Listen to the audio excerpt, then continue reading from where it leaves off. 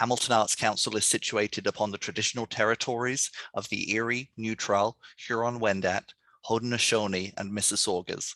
This land is covered by the Dish with One Spoon Wampum Belt Covenant, which was an agreement between the Haudenosaunee and the Anishinaabeg to share and care for the resources around the Great Lakes. We further acknowledge that this land is covered by the Between the Lakes Purchase 1792 between the Crown and the Mississaugas of the Credit First Nation. Hamilton Arts Council envision a dynamic arts community that is innovative, impactful, diverse, and professionally sustainable. We hope you have an opportunity to explore all of the upcoming professional development sessions scheduled between October and December in 2021. You can find these via our website, www.hamiltonartscouncil.ca, click on programs and then professional development. All sessions are free to attend and presented in partnership with the City of Hamilton's Tourism and Culture Division. At this point, I'm going to turn the session over to our presenter, Maura Broadhurst, who is the Arts Sector Development Officer for Ontario Arts Council. Hi, Maura. Yes, my name is Maura Broadhurst and I am the Arts Sector Development Officer at the Ontario Arts Council. I've been with the Council for 10 years now in a variety of positions, and I'm really pleased to be with you in this capacity today. And thank you, David, for your land acknowledgement. I, too, as a member of the staff of the OAC, I would like to recognize that the province of Ontario is home to many diverse peoples. Among them are Indigenous peoples, the First Nations, Inuit and Métis, settlers, newcomers, those who have been displaced, whether from their traditional territories or from their home countries, and the descendants of those who were forcibly brought to this continent. And although we are all gathering from different locations and meeting in this virtual space, I do want to begin by acknowledging the land on which the Ontario Arts Council's office is located and where my home is, which is where I am today. And as I reflect on my own location in the province and the land and territory, I invite you to do the same. I would like to acknowledge the diversity of the First Peoples of this area known as Takaranto, and honor the stewardship of the Huron-Wendat, the Iroquois Haudenosaunee, the Anishinaabe, and the Mississaugas of the Credit. Today, the meeting place of Toronto is still the home to many Indigenous peoples from across Turtle Island. And as a guest on this land, I am grateful to have the opportunity to work in this community and live and raise my family on this territory. So next slide, please. So we have quite a bit that I'm hoping to cover with you today, but I'm hoping that at the end of our time together, you'll know a little bit more about the Ontario Arts Council, what it is that we do, how it supports artists, collectives, and organizations, and to a broader extent, the cultural and economic vitality of Ontario as a whole. We'll be covering basics today about the types of granting programs that OAC offers, who can apply, how applications are assessed and how to submit an application, and who you can contact for help. And I'm also hoping that we'll have time for some of your questions at the end as well. Next slide. So the Ontario Arts Council is an agency of the Government of Ontario's Ministry of Heritage, Sport, Tourism and Culture Industries, and it is the primary funder of the arts in Ontario. The OAC was established in 1963 to foster the creation and production of art for the benefit of all Ontarians. In the last completed fiscal year that we have numbers for, so that's the 2019-2020 year, OAC invested $51.9 million through over 1,900 grants to individual artists and over 1,100 grants to organizations and communities across Ontario. Next slide. So who can apply? Generally speaking, there are grants for 3 different types of applicants: professional artists, ad hoc groups and collectives, and arts organizations. So I just want to go through each of those a little bit. So professional artist, this is a term that we use that we often get a lot of questions about. What does it mean to be a professional artist? How do you know if you are a professional artist? So it's a challenging term to define, but at OAC, we think of a professional artist as someone who has developed skills through training or practice, someone who is recognized by artists working in the same artistic tradition. So if they see you as an artist, we probably do too. someone who has a history of public presentation or publication and seeks payment for their work. So we all know that that's not an easy task for artists in our country, but you know that's something you're striving for, that you try to have payment for your work, and that you are actively practicing your art. We know that people learn their practice in different ways, that some have gone to formal institutions and received some kind of, certificate or diploma. Others are self-taught. Others may learn from an elder or, a member of their family maybe has taught them. All of those are acceptable. All of those are different ways that people can become a professional artist. And we also know that for all sorts of reasons, artists might take breaks in their artistic practice. They may have children, they may have to do different kinds of work. There's all sorts of reasons, and that's fine. As long as you are currently at the time of applying sort of active in your practice. And we fund artists in all sorts of disciplines. The disciplines that we fund are dance, literature, media arts, multidisciplinary practices, music, theater, and visual arts, which also includes our craft programs. An ad hoc group or collective, we use those terms together. Usually an ad hoc group tends to be a group that's coming together for one project and then are disbanded, that they're there just for that one specific project they're applying for. Whereas a collective tends to be a group that does things on some kind of a regular basis, maybe annually, maybe all the time, but that's sort of the slight distinction between the two terms. The groups or collectives must have 50% of its members residing in Ontario, and they must be comprised of at least 2 members who meet the eligibility requirements for individuals. And those 2 would need to be responsible for the administration of the grant on behalf of the group or collective. So it's a relationship between the OAC and the group, but those 2 individuals representing the group. Collectives and groups are not corporations. They do have to be able to deposit a grant check in the name under which they apply.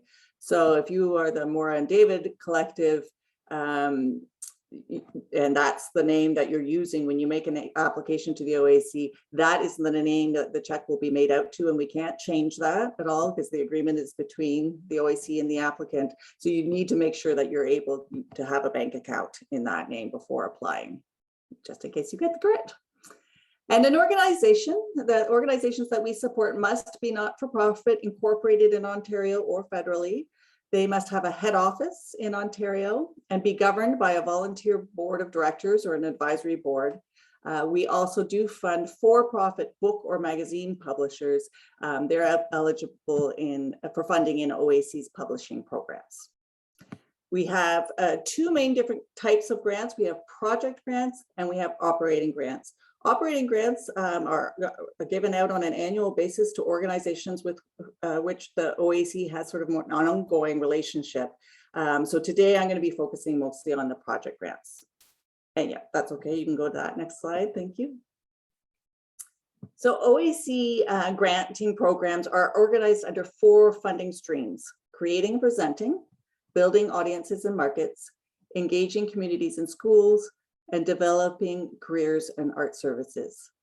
So if you want to create new work, you would look at a program in our creating and presenting stream.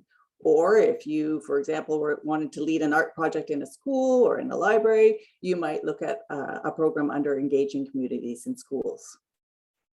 The creating and presenting stream includes grants to support making new work or showing it to an audience.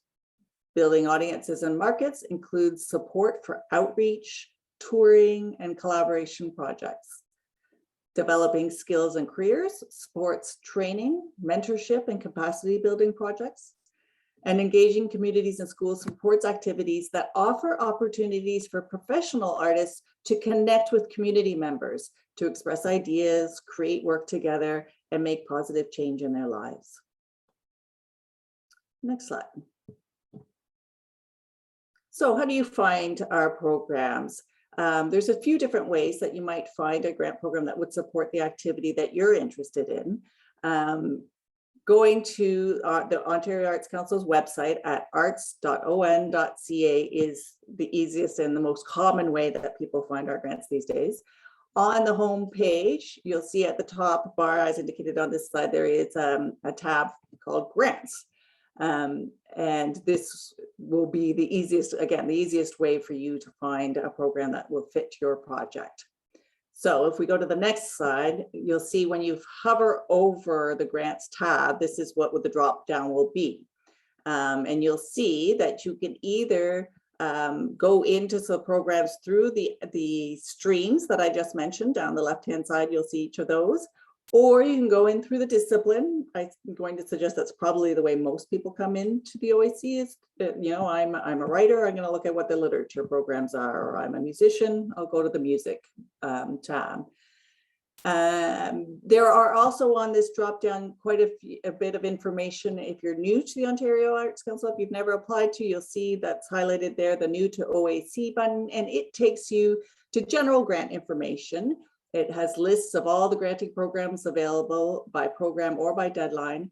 There's also a helpful step-by-step overview of how to apply for a grant there. And you'll also find a place to see the results of past program deadlines, showing who has received grants in those programs in the past. And that can be a helpful tool as well. Next slide. As part of our commitment to ensuring equitable access to funding for all Ontarians, OAC has 6 established what we call priority groups, which have been determined over time through public consultations. At this time, OAC priority groups include Indigenous artists, artists of color, deaf artists and artists with disabilities, Francophone artists, new generation artists, and for the OAC, that means 18 to 30-year-olds, and artists located in regions outside of Toronto, or any organizations mandated to support one of these groups. These groups each have a unique history, identity, and status in Canada. Some have faced historic inequalities and continue to face systemic barriers in accessing grant money for their art work, for their art development and presentation. Developing relationships with these groups is part of OAC's mandate to serve communities across Ontario.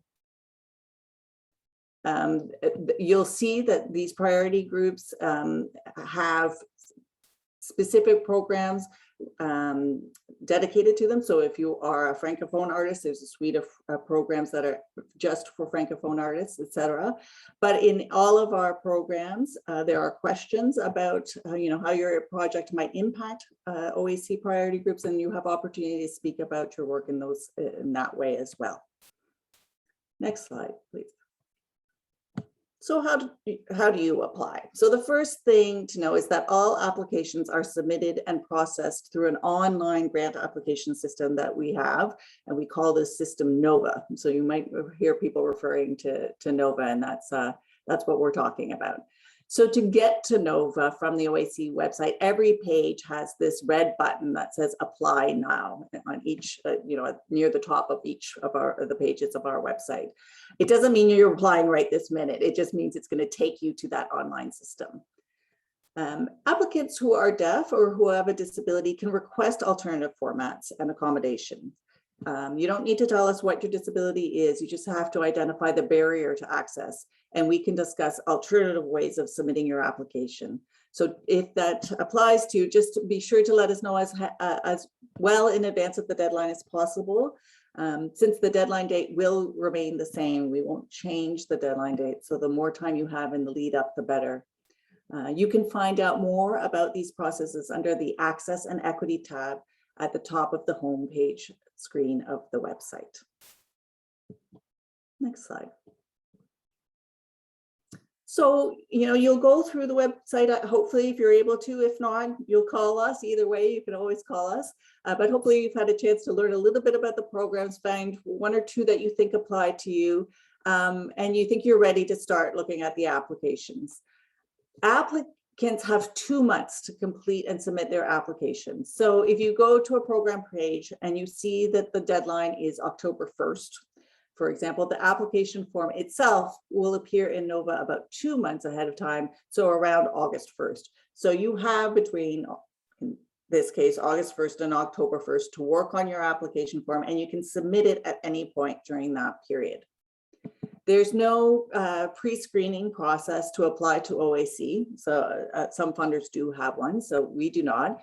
You just need to have created a profile in Nova, and a profile is just really a fancy way of saying, you know, you're going to give us your name and address and phone number and some basic information. And once you've activated that profile, you have access to the applications that are open. And you can start your application right away and submit as soon as you're ready. And of course, we do encourage you to submit earlier if possible, not necessarily weeks and weeks ahead of the deadline, but certainly leaving yourself enough time. Our deadlines are at 1 p.m. on that date, and they are strict. It is a computer that just shuts down. So no matter how much I might want to, I don't have the ability to extend that. And as you know, when dealing with anything with technology, you may encounter, you know, if you're uploading an example of your work at the end, it might take longer than you're expecting, or you might find when you go to submit that perhaps you missed a question or, you know, did something inaccurately, and you won't be able to submit. So give yourself time to make sure, you know, you can check all of that before those deadlines. OAC grants are competitive. So it, you know, if your project is eligible, that's great. You'll be able to apply and remain in the competition. It does not, however, mean that you are guaranteed to receive a grant. There are limited funds available for each of our programs, and unfortunately, OAC receives far more applications than we are able to fund. So to ensure that there is fairness in how funding decisions are made, OAC uses peer assessment to allocate funding. So that means that your applications are read by other artists in the field. After the deadline, the program officer, there's many of us, whoever is assigned to that deadline, will read the applications and assemble a panel of assessors to read and score the applications. An assessment panel takes place where we bring all of the assessors to bring it together after they've read the applications to discuss them. The assessors decide together on the strongest, most viable applications and recommend them for funding. OAC then confirms the grants and notifies all applicants about whether or not they have received a grant. So you can see on this chart that that whole process takes time. And so again, the deadline doesn't mean that, you know, you'll find out the week after whether you have the funds or not. It's not immediate like that. Grants support artistic activities and projects with specific goals. So you have to think about what your application, in terms of what you want to do, what the expenses are that would be related to that activity. One thing you're going to want to remember is that project expenses can and probably should include payment to yourself as an artist. And certainly any other artist that you're working with on your project, you're going to want to show artist fees, and you certainly can use some of the grant money towards those expenses. But grants do not cover subsistence costs, or what maybe would be called living expenses directly. But you can use, you know, you can show the money as being payment to yourself, and then how you use your payment, how you use your artist fee is of course up to you. Next slide. So again, to find the right project, or sorry, the right program, you're going to look at the different web pages. You're going to start an application in Nova and read through the application to understand the questions that you will need to answer, and also what kinds of support documents and artistic examples are required. If you have a disability or if you are deaf and need help of a service provider in order to complete the application, again, make sure you make a request to the OAC to cover some of those expenses. We do have a program through which you can request up to $500 a year to pay someone for their time to help you in making the application. So what you would do in that case is contact the program administrator or officer to make your request. And ideally, we ask that this be done 6 weeks ahead of the deadline. Each web page of each individual program has contact names down the side of either a program administrator and or a program officer. And we encourage you to reach out to us if you want to, confirm that your project is eligible or just talk it through a little bit. Obviously, the closer we get to the deadline, the more calls we get. So again, we just encourage you to do that sooner rather than later if possible. Next slide. So most project programs have 4 components to the application. So what you see here applies to most, not absolutely every, but most of the programs that we have at the OAC. So of course, there are going to be some questions where you're going to describe the artistic context of your project. There are word limits. So you're going to watch that. If you go over the word limit, you won't be able to submit the application. So you will want to pay attention to that and try to be as concise and clear as you can. It's always best to assume the assessors who are going to be reading and making the decisions about your project, that they don't know you and they don't know your work.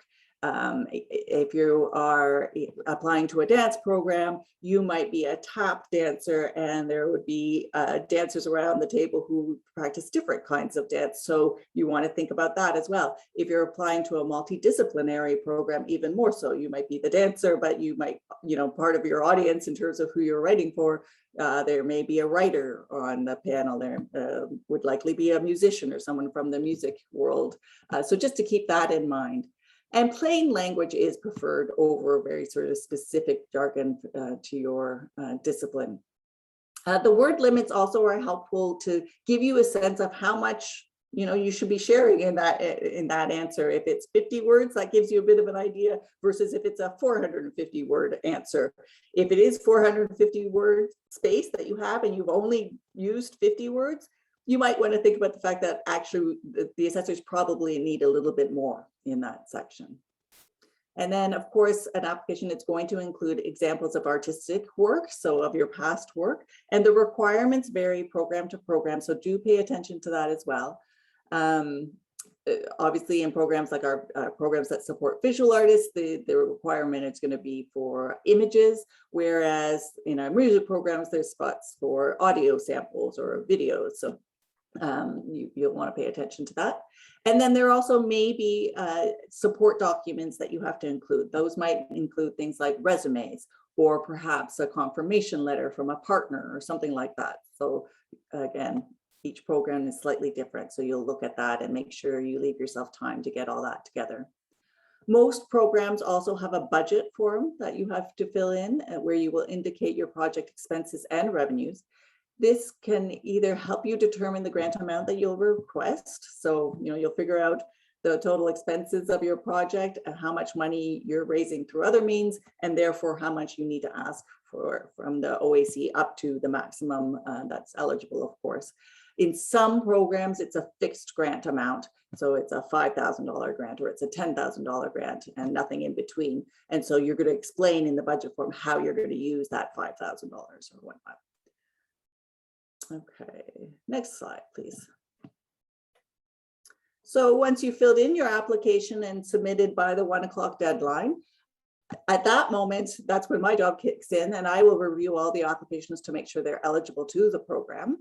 And I also am looking to see what kind of expertise I need to assess these applications. And from that, I will put out invitations to members of the community, other practicing artists and arts professionals, to invite them to be on a panel of assessors.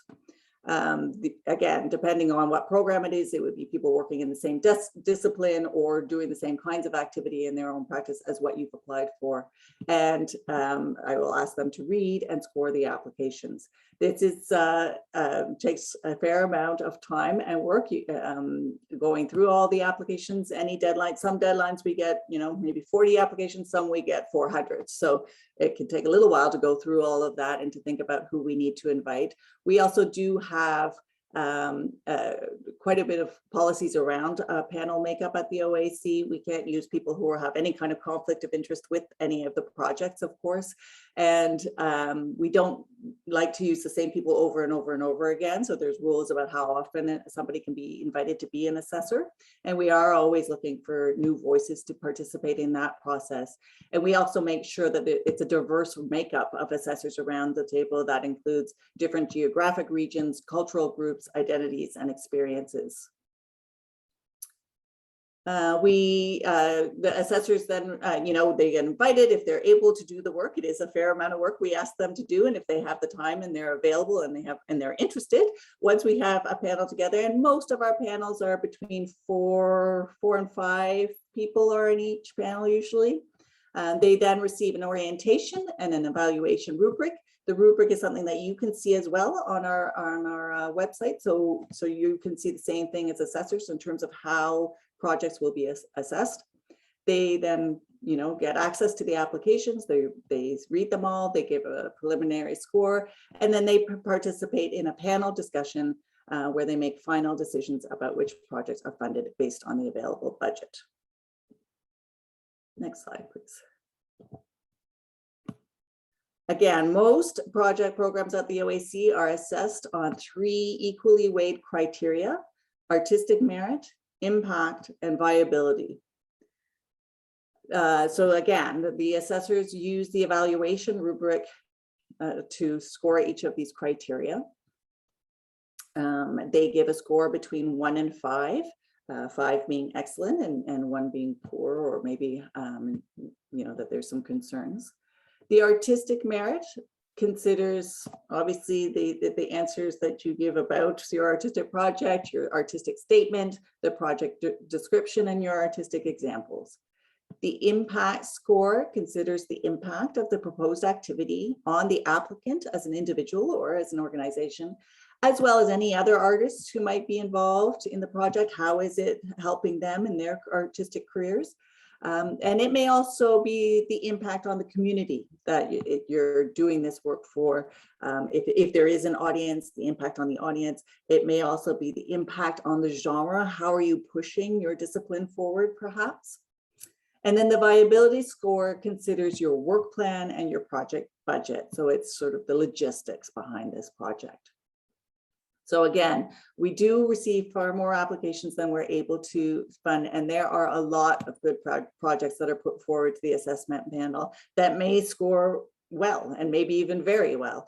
But if there happens to be more applications that score higher, then those are the ones that are funded first, and the money is just given out until it runs out. And sometimes that can still be in the middle of, the very good projects. So that is why we will often suggest to applicants, if you have not received the grant on your first try, that you may want to consider applying again. Most of our programs offer feedback where you would call me and I would share some of the thoughts from the panel in a goal to help you improve an application next time. You can apply again with the same project if you haven't been successful, or for a variation if the time frame is such that that project's over, but you're going to do it again next year, or you're doing phase 2 of that project or something like that. You can certainly apply again and try again, and we do encourage you to do so. The next time it will be a different group of applications. It will be a different assessor group. And with some, a feedback conversation with us, you may be able to strengthen the application a little bit as well. Next slide. So grant applicants are notified of the results. I think you have to maybe press it again, David, to get the, I don't know why that's not filling in. Okay, never mind. I'll just share the content. That you will receive notification of the results of the process 4.5 months after the deadline. So you will, at that moment, you'll receive an email telling you to check your Nova account for your notification letter. The email will say something like the status of your application has changed. So it's gone from being considered, to being complete. And at that point, you'll be able to read the letter in the system to find out if you're awarded a grant or not. If you are awarded a grant, you'll be asked to review the terms and conditions for accepting the grant and acknowledge the notification letter to indicate that you intend to move forward and you accept those terms. Once you've acknowledged the letter in the system, a check will be mailed automatically to you.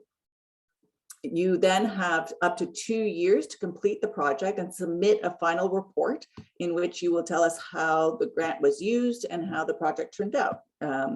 You know, some people have indicated that their project will finish quite soon, you know, maybe within a few months. And so their final report will be due sooner. But if something happens and it needs to be extended a little bit, you can touch in with us. And again, you have that sort of 2 years to use the funding and report on it. For individual grant recipients, so if you're applying just as yourself, not as a group, you will be asked to provide the OAC with your social insurance number. Grants over $500, for any grants over $500, you will receive a T4A for the tax year in which you received the grant, and you are required to report this as income to the CRA, to the Canadian Revenue Agency. So do keep that in mind too. If you do not get a grant, we know that this is disappointing, of course, but we do, you know, ask you to take heart. Again, it can be very competitive, and so check the letter and see if the program offers feedback, and we'd encourage you to call if it does. You know, we may not be able to give very specific things about your specific project, but we might be able to share general thoughts about the program, what was funded, but there may be specific things, you know, something that just wasn't clear about your application or questions that the panel had. And then we do encourage you to reapply.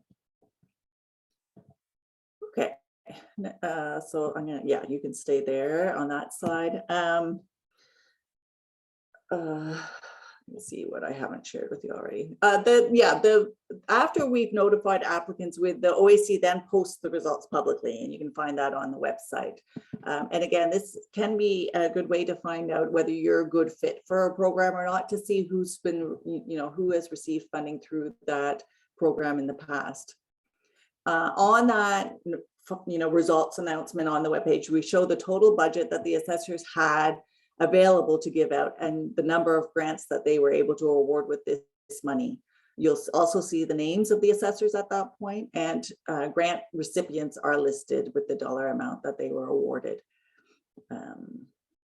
It also will give you a sense of how much money there was versus how much was requested. Okay, next slide. So a few tips to help you with your answers to the application questions. Most OAC application questions are the same across the program. We use more or less the same form for almost all of our project programs.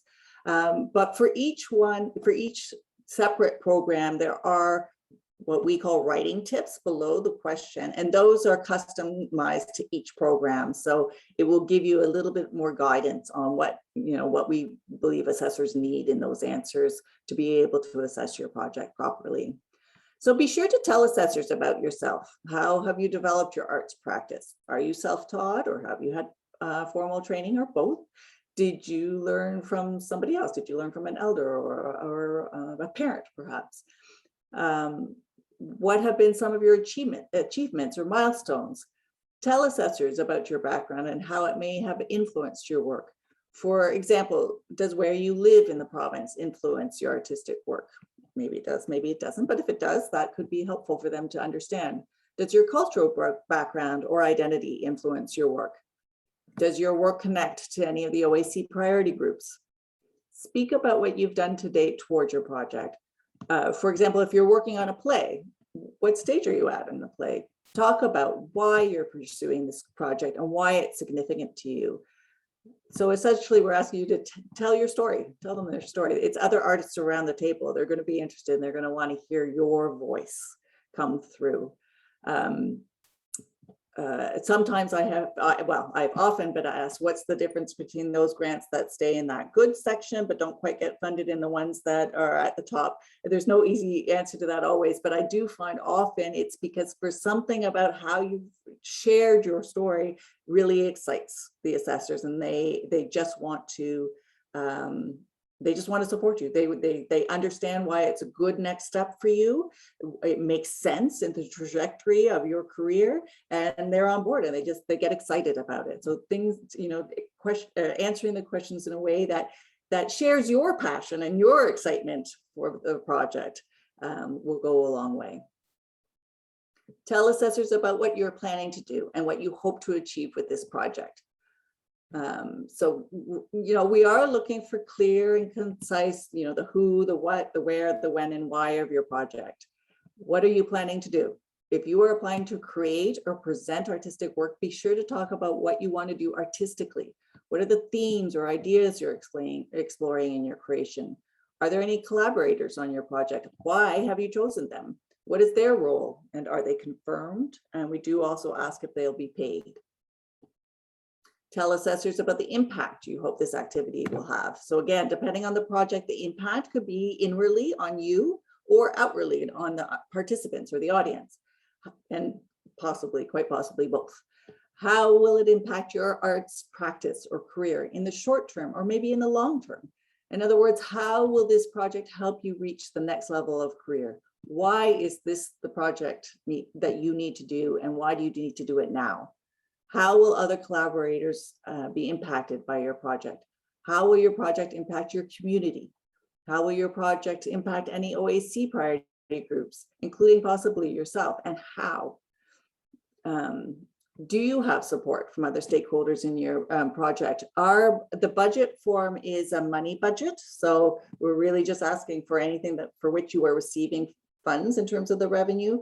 But people often ask us, what about in-kind support? There is a question that asks you about, do you have some kind of in-kind support? And showing that, the library is letting you use space, or that the local cafe is going to donate some muffins. It shows that you have support in your community, and other people are participating and see it as a valid project. That shows strength of your project as well.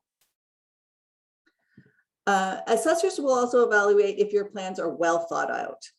That's what they're looking at in the viability of the project. So tell assessors about your project work plan. Sometimes people just, put one line, working on the project, that okay, but it's going to help assessors if you can lay it out, if they can kind of imagine the steps you're going to take. They want to be able to envision this project, understand it, and if they can do that, then they're more likely to have the confidence to say, yes, I want to support this project. So give them the steps that you're planning on taking.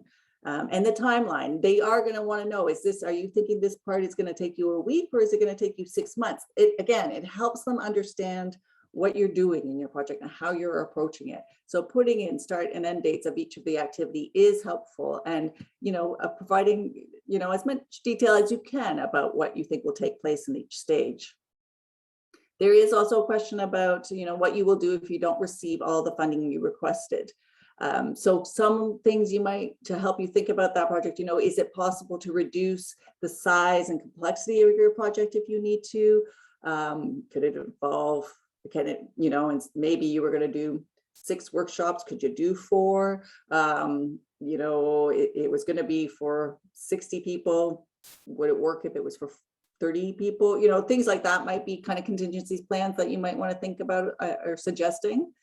Or sometimes people will say, I'll put it on hold and I'll use, the next 8 months to raise more money. That would be a fine answer too. One answer I would not encourage you to say is that you won't pay yourself or you won't pay your other artists. That's not the arts funding is there to pay you properly, and it's other artists around the table. They don't react well to that answer. There is also right now a spot to talk about how you're going to address issues around COVID. How are you going to ensure that your artists and your participants and your audience are going to be safe and stay healthy? And, if we are disrupted by further lockdowns at all, what are you going to do to adjust your project, or what would you need to do to adjust your project to make sure that it can still move forward? There is a space where you have to speak about how you determined your artist fees. So we encourage you to look at any standard, industry standards. So for example, CARFAC is a common one that a lot of, certainly the visual arts world uses, but other disciplines sometimes look to CARFAC rates. So telling us that that's how you based your funds. And if that's not, there's another standard that you use, let the assessors know. Or, saying you've talked to people in the industry and this is what they say that it's an appropriate rate. Again, just sharing how you've determined those costs. All of that, there's spaces for all of that in the application form.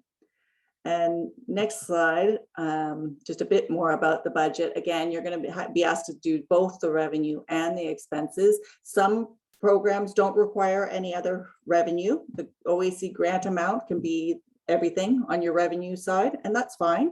It's never a bad thing to show other revenue sources if you have them. And some programs require it. So again, that's something you're going to want to look at. And we do ask that you indicate whether those funds are confirmed or not. So if you're saying that you have private sector support, you have a sponsor, for example, is that still something that you're working on and hoping for, or is it actually confirmed money? Again, just so that assessors know what they're looking at and know what they're considering. And similar for any other government grants, maybe you are also applying to the Canada Council. Have you received the results of that or not? You need to share that. What else? People ask sometimes about budgeting for ticket sales. Again, you probably don't want to be budgeting on 100% sellout unless you always do that, and you can say to them, I always sell out my shows. So then that would be important to tell assessors, otherwise they would maybe see that as an unrealistic goal. But similarly, if you're showing that you're only going to have 10% sold, that might be important to explain that as well. Okay. Yeah, you'll want to, of course, be paying attention to what the maximum in the program that you're looking at is. If it's a flat amount or if there is a maximum, if the maximum is $15,000, you don't have to ask for $15,000. There's no reason why you couldn't ask for 8 if that's what you need. But if you need 15, you shouldn't shy away from asking for the maximum. That's completely fine.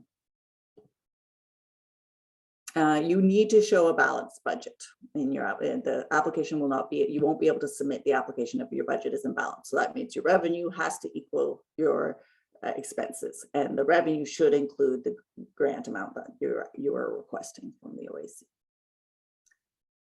Okay, next slide. So the other part is the support material. Artistic examples are required for most of our programs, and they are a really important part of your application. They are there to support your application. So you're going to be asked to provide artistic examples. Mostly, most of the time people will include, and it seems to be most appropriate to include recent work so that the assessors can see what you have been doing, most recently. Unless perhaps you're revisiting something that you did quite a long time ago, then it might be interesting to show the original as one of your examples and then talk about what you're going to do to in renewing it. How are you working it differently or revisiting that theme? You don't need to, if you work in a lot of different styles or different ways, sometimes people think they should show something of everything. I'm a writer, I do poetry, I do science fiction, and you want to include everything. If that supports your project, because your project is about that, about something that addressing all the different styles you work in, then maybe that would be good. But otherwise, choose something that really will help assessors understand the kind of work you do and how it relates to the project you're proposing. And then again, you may have other support material that you need to include. So just pay attention to that. Most likely you're going to be asked for a CV or a resume, or at least some biographies of both yourself and the key participants. But again, there may be other things like letters that you have to submit with your application. So just pay attention to that. And finally, just a couple more things. So next slide. Of course, we'll just always encourage you not to leave things to the last minute. gathering some of those documents could take a little bit of time. If you're working with a big group of artists, getting all their resumes or getting letters or whatnot might take a bit of time. So leave yourself that time. Even before an application is open in our NOVA system, you'll on the web page of every program, there's a link to the application question. So it's not the application form. You won't, if it's before the 2 months, you won't be able to start working on the application form itself in the system, but you'll be able to see the letters and you'll be able to see the kinds of support material required. So you can actually start thinking about, how what you might need and how you might want to present your project. Yeah, the best tip that, I think I can have is to imagine yourself around the table. Imagine that you are reviewing 150 applications and knowing that maybe you're going to be able to award a third of those a grant. What would you need to know in order to support a project? Take into consideration the program objectives and criteria when you're writing your answers. Our program pages also show priorities of the program. If your project hits a priority of the program, make sure you address that, make sure you highlight that, make it easy for the assessors to support you. Again, obviously we encourage people to ask somebody else to read your application if you're able to. Somebody else who has received a grant might be really helpful, but somebody who knows a little bit maybe about who you are and what, so about your artistic practice a little bit, but not someone who is intimately involved with your work, not your artistic partner probably, because so often we think there's something obvious about our project. But then you realize that you haven't actually stated something to someone who doesn't know you, and it's obvious to you, but it's not obvious to someone else. So having someone else look at it just to see if the project makes sense to them can go a long way.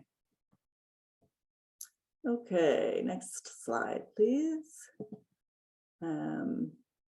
So again, there is accessibility support if you have a disability or a deaf and are getting assistance from a service provider to help you complete your application.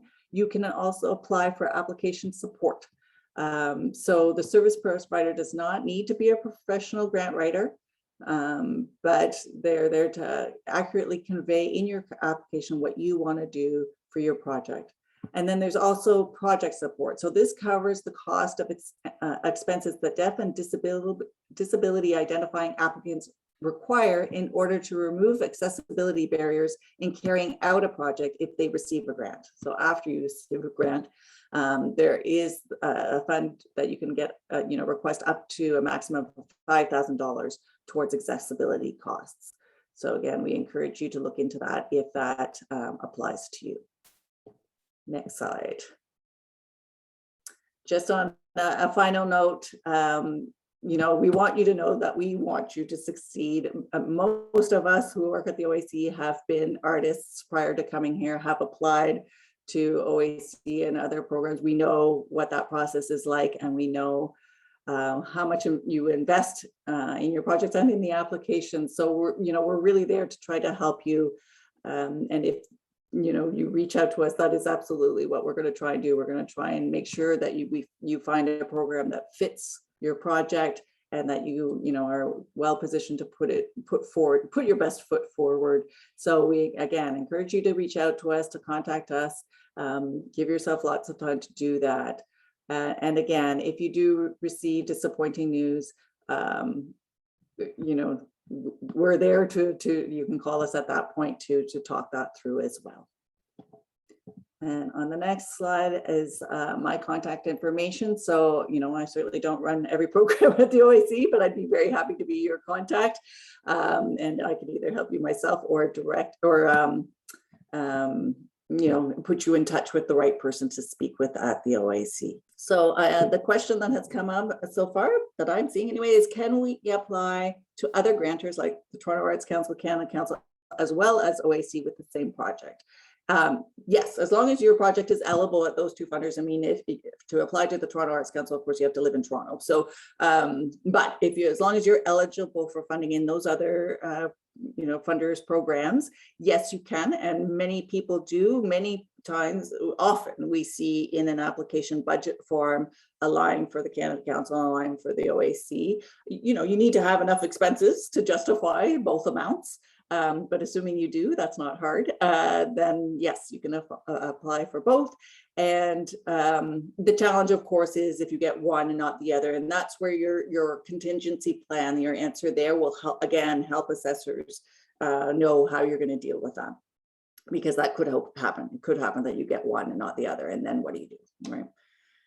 Okay, another question that's coming in here, are grants taxable? So for individuals, yes, grants are seen as income. And so as an individual, you will receive a T4A for any grants you receive that are over $500.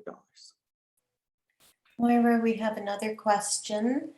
For artists providing professional music productions for young audiences, which OAC programs would fund them? So would OAC fund artists providing professional music production for young audiences?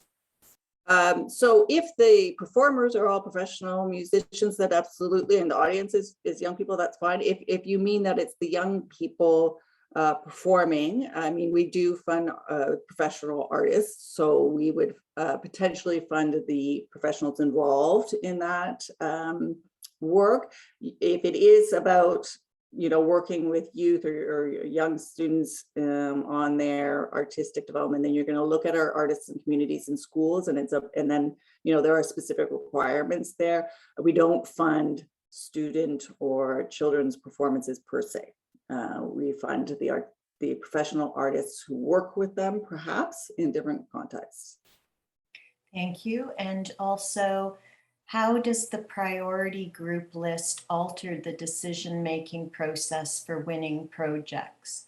You mentioned that there may be a lot of excellent proposals, but only a limited amount of money. Is the priority group list eliminate good projects to fulfill this special interest requirement? So it doesn't work quite, thank you for that question. It doesn't work quite like that. What I mean, as part of the assessment, it's certainly a part of what's talked about. If a project is serving a priority group, then, you know, it undoubtedly comes up in the discussion as something that is, you know, a positive. So, you know, it would be, again, it's important to look at all of the priority groups. There's not very many projects that don't address one priority group, I have to say. So most of it, you know, in one way or another is involving or impacting some members of a priority group. But if it doesn't in and of itself mean it's not going to be funded. You know, they just have to have strengths in other areas. So it is part of the discussion. The only time there is a hard and fast rule about you know, priority group applicants is if we only have enough funding for one more grant. We've gone through the list and there's, you know, $10,000 left, and that can only fund one more grant, and it's a tie. If one of the applicants in the tie is a member of a priority group, that they would receive the funding and not the other. But you know, that's the only case, and then it's not a huge part of the process, generally speaking. That part. Thank you. We have a question about balancing revenues and expenses and paying yourself. Assuming that you need to explain how paying yourself breaks down into expenses, is it acceptable to say, for example, expense, putting a small amount of money into an RRSP or something like that, as folks in other lines of work do? I have never felt comfortable doing this, which seems wrong. So I would love to know. Thank you. Yeah, no, I mean, you're not going to tell us how you're individually going to use the money from your artist fee. You might have to pay rent. You might have to pay for your kids' dance lesson. Like, you know, you can spend, or you might want to put your money in an RSP. That is your business. It's your money at that point. What you're going to tell them about an artist fee is that I am going to work 20 hours a week on this project. And for that 20 hours a week, I'm going to pay myself X number of dollars a week or X number of dollars an hour to compensate me for my professional time. And that's what you need to tell them. And then that'll be the expense line is your artist fee. And you're going to want to break it down a little, you know, if it's a $5,000 artist fee, you're going to want to break it down for assessors a little bit to say, you know, about how many hours of work is that, or how many days, or whatever makes sense for your project. You know, that's, you know, 30 days worth of work. I didn't do the calculation, so I'm not sure what that would translate into, but, you know, using, like I said, a standard rate that seems to be in line with what others in your sector make or charge. Thank you. Another question, are examples, templates of budgets and marketing plans available? Will a program have a higher likelihood of success with a higher ratio of personal and private contributions to public funds? Okay, we don't have examples per se, because of course everything that comes in is personal and private information that applicants have shared with us. So we can't, without permission, show you other people's application forms. We do sometimes have ones that we've made up ourselves to help people, so you can touch in with the program. But because each application is, the context of that is, it's really important. And that's my answer to your second part of your question. It really depends. There are some projects that it would be impossible to get you know, any other kinds of, let's say, private sector support. It's you working alone in your studio, you know, no bank is going to give you money, you know, sponsor you to do that. So it would be, that project perhaps needs to have entirely public support, and that makes sense. Another project, if it showed no other kinds of revenue support, it might raise a question. You know, an assessor might say, why aren't there ticket sales in this project? I don't understand, you know, so you might want to show that. But so the answer really is, it depends on your project. It depends on the context. It depends on what's, you know, what community you're living in. Do you have access to others? You know, people in Toronto have access to the Toronto Arts Council. People not living in Toronto don't, you know, so it depends a little bit on that.